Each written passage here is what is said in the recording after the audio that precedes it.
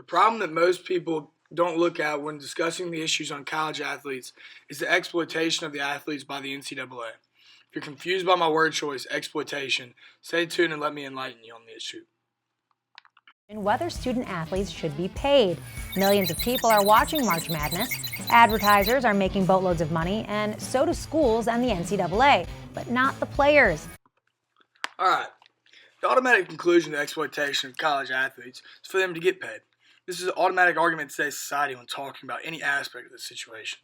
In the previous clip, we introduced the amount of revenue the NCAA, coaches, and advertisement groups bring forth, only to conclude that the ones being used to create the revenue are making $0 in profit. In my opinion, this is the definition of exploitation.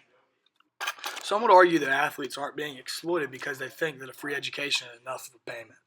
Naz, I'm going to start with you because I know you got heated behind the scenes. Should college athletes be paid? College athletes should not be paid. They are amateur athletes. In return for them playing their respective sports, they get a free education.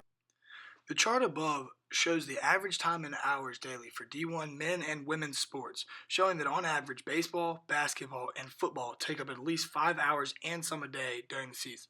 This is considered an extracurricular activity. From the previous clip from ESPN's 2-minute warning, Nas says clearly that college athletes should not be compensated because they're already compensated and getting a free education. The thing with Nas' statement is the fact that those who are good enough to get paid, for the most part, don't get a degree.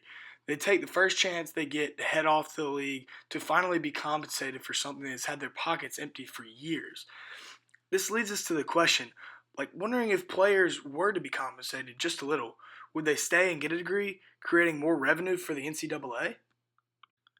Well, speaking about revenue of the NCAA, I just wanted to point out this little clip here. Mac Brown's $5.1 million in 2011 and the university's $3.1 million in scholarships given to athletes.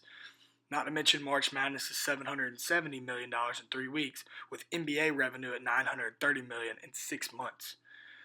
Rick Pitino's $7.5 million as a Louisville college basketball coach and $5 million as a Celtics basketball coach.